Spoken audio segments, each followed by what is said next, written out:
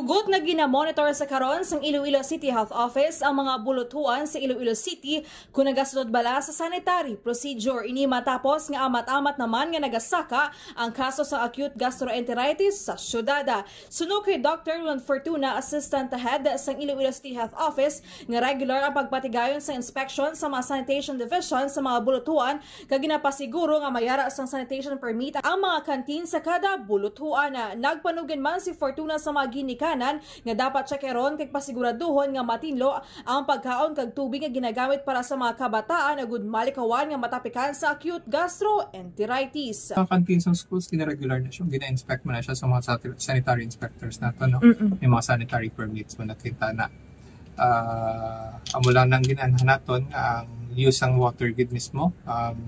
Dapat at least kung may ara ka na yung halin sa balay mo nga sigurado nga in-encourage siya muna mismo magdala.